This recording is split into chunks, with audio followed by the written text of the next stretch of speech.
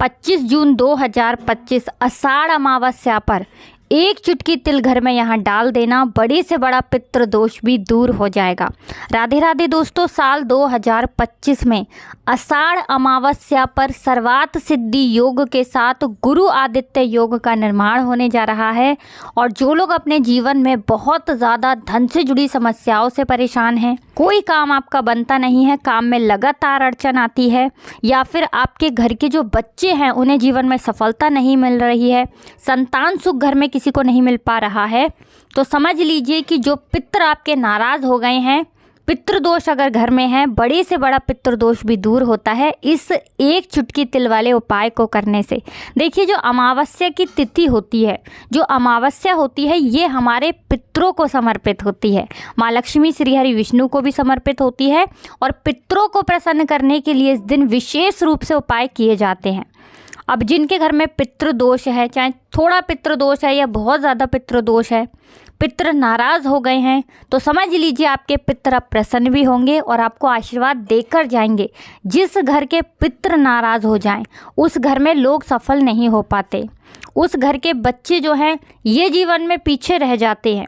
और भी बहुत सारी चीज़ें देखने को मिलती हैं, जैसे कि घर में पैसा नहीं आता है, घर में कलेश बहुत होता है, धन से जुड़ी समस्याएं लगातार बनती रहती हैं, कभी कर्जे की समस्याएं जीवन में आ जाती हैं, कभी व्यापार में नुकसान हो जाता है। ये बहुत सारी चीज़ें जीवन में देखने को मिलती है जब किसी के घर से उनके पितृ नाराज़ हो जाएं। अगर आपके पितृ भी आपसे नाराज़ हैं, कोई काम आपका बनता नहीं है, हर काम में अड़चन आ रही है, तो इस अमावस्या पर, आषाढ़ अमावस्या पर 25 जून 2025 को जो आ रही है, ये तिल वाला उपाय करिए और अपने पितरों को प्रसन्न करिए। चलिए बात कर लेते हैं कौन सा उपाय है और कैसे करना है। तो देखिए, पितरों को प्रसन्न करने के लिए आपको क्या करना है, सबसे पहले तो एक चुटकी काला तिल लेना है।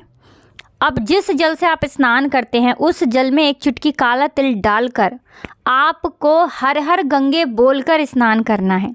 देखिए, हर हर गंगे बोलकर स्नान करने से गंगा में स्नान करने जितना पुण्य आपको प्राप्त होता है, एक चुटकी तिल डाल लेते हैं तो इससे आपके पितरों का आशीर्वाद भी आपको मिलता है।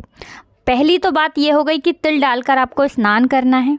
दूसरी चीज़, जब आप स्नान कर लेंगे उसके बाद एक तांबे के लोटे में या किसी भी लोटे में आपको जल लेना है और उसी के अंदर आपको 2 से 3 चुटकी काला तिल डालना है, ठीक है ना। एक अलग लोटे में आपको जल लेना है। सबसे पहले आप सूर्य भगवान को अर्घ देंगे जल से, ठीक है ना। और जो सूर्य भगवान को अर्घ देंगे उसमें एक चुटकी रोली डाल लें, एक लाल पुष्प डाल लें। लाल पुष्प ना हो तो एक चुटकी रोली डाल लें, रोली भी नहीं है तो ऐसे भी आप जल सूर्य भगवान को अर्पित कर सकते हैं। पहले सूर्य भगवान को जल अर्पित करेंगे। अब जो दूसरा जल आपने तैयार करा है जिसमें एक चुटकी काला तिल डाला है, ये अर्घ आप अपने पितरों को देंगे। पितरों को किस दिशा में देना है, दक्षिण दिशा में। सूर्य भगवान को जल किस दिशा में अर्पित करते हैं, पूर्व दिशा में। और पितरों को किस दिशा में अर्घ देना है आपको, उनको कैसे जल अर्पित करना है, दक्षिण दिशा में, यानी साउथ डायरेक्शन में। अपने पितरों का ध्यान करते हुए ये जल आपको अपने पितरों को अर्पित करना है और अपने पितरों से क्षमा याचना करनी है कि जो भी हमसे भूल चूक हो गई हो उसके लिए हमें क्षमा कर दें।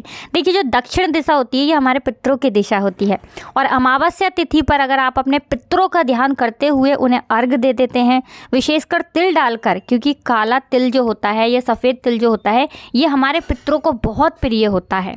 इसीलिए जब श्राद्ध पक्ष होते हैं तो उसमें आपने देखा होगा तिल के उपाय बहुत किए जाते हैं जिससे कि पितृ प्रसन्न रहे, उनका आशीर्वाद मिलता रहे। क्योंकि जिस घर के पितृ प्रसन्न रहते हैं ना, वहाँ पर कभी कोई कष्ट आता ही नहीं है। तो छोटा सा उपाय है, अमावस्या पर अपने पितरों को प्रसन्न करने के लिए ये एक चुटकी तिल वाला उपाय आप ज़रूर करें। तो चलिए अब बात कर लेते हैं एक ऐसे उपाय की जिसे करने से आपके पितृ इतना आशीर्वाद आपको दे देंगे कि कभी भी पितृ दोष से आपको परेशान नहीं होना पड़ेगा। तो देखिए, आपको क्या करना है, एक दीपक आपको यहाँ पर तैयार करना है। मिट्टी का दीपक ले लीजिए, आटे का दीपक आप ले सकते हैं और इसके अंदर आपको घी डालना है, 1 से 2 चुटकी तिल डालना है, काला तिल। और ये दीपक कहाँ प्रज्वलित करना है, जहाँ पर आप अपने घर में पीने का पानी रखते हैं। देखिए, या तो वहाँ पर कर दीजिए या घर की दक्षिण दिशा में कर दीजिए।